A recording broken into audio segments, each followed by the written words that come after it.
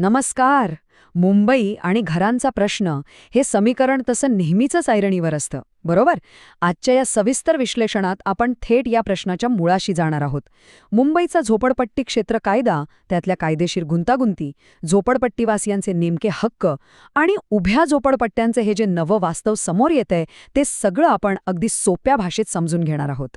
चला तर मग सुरू करूया. आता एक आकडा आहे का जो खरंच विचार करायला लावणार आहे.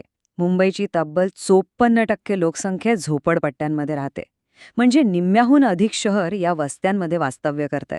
पण विरोधाभास बघा, ही बहुसंख्य लोकसंख्या शहराच्या अगदी मोजक्या जमिनीवर सामावलेली आहे. ही तफावतच या संपूर्ण समस्येचं मुख्य कारण आहे. आकडेवारी एक अतिशय भयानक सत्य समोर आणते. 2012च्या जमिनीच्या वापराचा डेटा आणि 2034च्या विकास आराखड्यानुसार मुंबईतील एकूण जमिनीपैकी केवळ आणि केवळ 13% जमीनच झोपडपट्ट्यांसाठी दाखवली गेली आहे. विचार करा, 54% लोकसंख्या आणि फक्त 13% जमीन. या एका साध्या गोष्टीवरून मुंबईत जागेची किती प्रचंड टंचाई आहे आणि घरांची अवस्था किती भीषण आहे हे लगेच लक्षात येतं. भाग 1. ज्याची व्याख्याच होऊ शकत नाही त्याची व्याख्या कशी करायची? खरं तर झोपडपट्टीची व्याख्या करणं म्हणजे त्या 5 आंधळे आणि हत्तीच्या गोष्टीसारखंच आहे.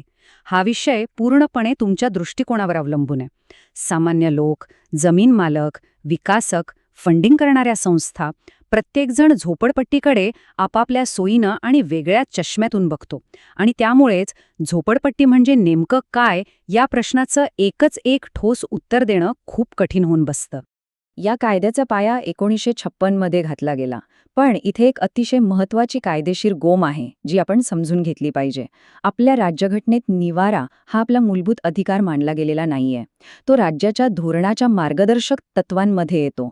सोप्या भाषेत सांगायचं तर सरकार प्रत्येकाला घर देण्यास कायदेशीररित्या बांधील नाही. त्यामुळे जर एखाद्या घरावर बुलडोजर चालण्यापासून वाचवायचं असेल तर केवळ या 1956च्या झोपडपट्टी क्षेत्र कायद्याचाच एकुलता एक आधार उरतो. भाग 2. एखादी जागा झोपडपट्टी आहे हे ओळखण्याची प्रक्रिया नक्कीच चालते तरी कशी? एखादी जागा अधिकृतरित्या झोपडपट्टी आहे की नाही हे ठरवण्यासाठी टीका शीट्स नावाचे अत्यंत महत्त्वाचे नकाशे वापरले जातात. या नकाशांवर मालमत्तेच्या सीमा, तिथे वर्षानुवर्षे असलेलं एखादं जुनं मंदिर, सार्वजनिक स्वच्छतागृह किंवा पाण्याची लाईन यांसारख्या मूलभूत गोष्टी अगदी बारकाईने नोंदवल्या जातात. याच नोंदींच्या आधारावर त्या जागेची कायदेशीर ओळख पक्की केली जाते. पण इथे एक खूप मोठी अडचण आहे. एखादा भाग झोपडपट्टी घोषित करायचा असेल तर त्यासाठी कोणतेही स्पष्ट आणि कडक नियम नाहीत. जमिनीचं क्षेत्रफळ किती असावं, तिथे किती घरे असावीत किंवा किती लोक असावेत यासाठी कोणताही निश्चित असा आकडा किंवा निकष नाही. हे सगळं प्रशासकीय आणि तांत्रिक प्रक्रियेचा भाग मानलं जातं आणि ते सर्वस्वी झोपडपट्टी पुनर्वसन प्राधिकरण म्हणजेच SRAच्या अधिकाऱ्यांवर अवलंबून असतं. नियमांमधल्या याच संदिग्धतेमुळे या संपूर्ण प्रक्रियेत प्रचंड गोंधळ निर्माण होतो. भाग 3. काळानुसार झोपडपट्टी कायद्यांची उत्क्रांती कशी झाली? कायद्यातला हा बदल खूपच बोलका आहे. 1956च्या कायद्यात मुख्य भर कशावर होता? तर फक्त झोपडपट्ट्या हटवण्यावर आणि त्यात थोडीफार सुधारणा करण्यावर. पण 1971च्या कायद्यात एक खूप मोठा आणि महत्त्वाचा बदल झाला. यात पुनर्विकास हा शब्द पहिल्यांदाच जोडला गेला.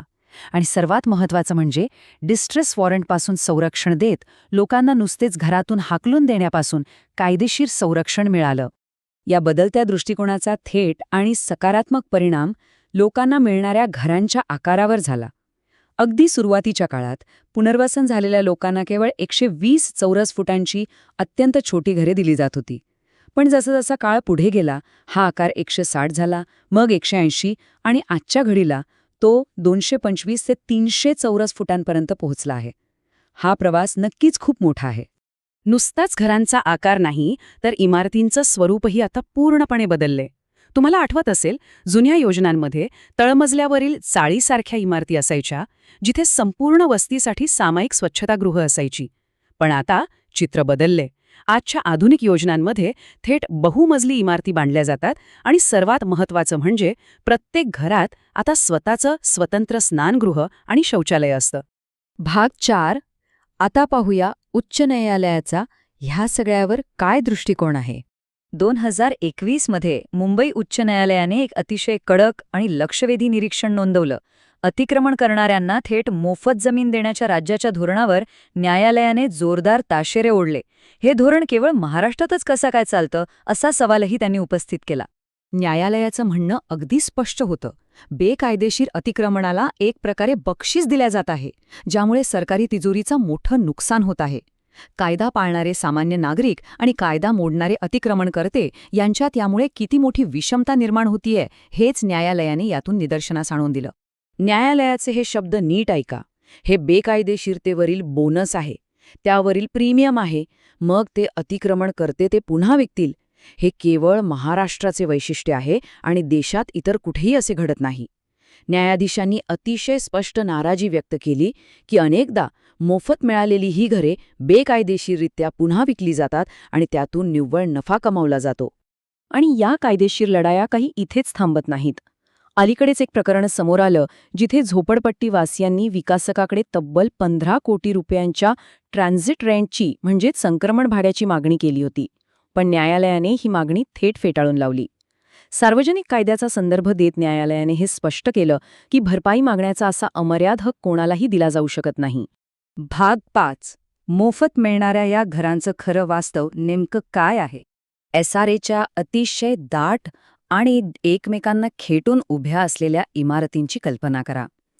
हे कॉन्क्रीटचं जंगल पाहूनच गुदमरल्यासारखं होतं. बाहेरून जरी ही घरे मोफत वाटत असली तरी या मोफत घरांची हीच ती खरी आणि भीषण किंमत आहे जी तिथल्या रहिवाशांना रोज मोजावी लागते.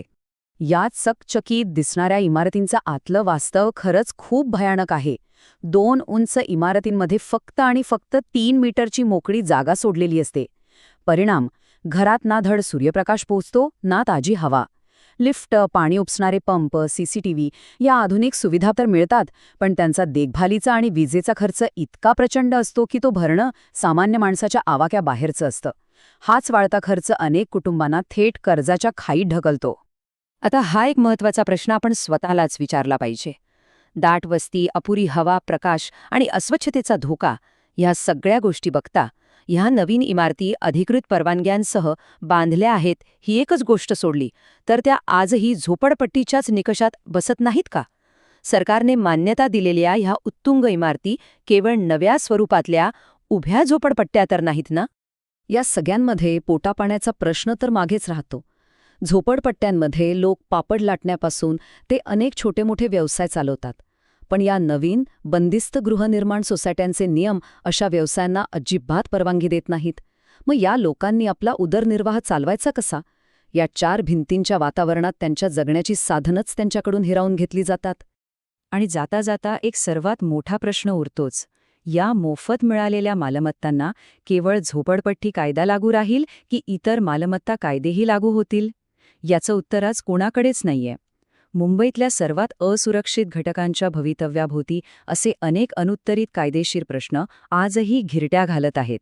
या गंभीर प्रश्नांवर नक्की विचार करा. आपण पुन्हा भेटूया अशाच एका सविस्तर विश्लेषणासोबत. धन्यवाद.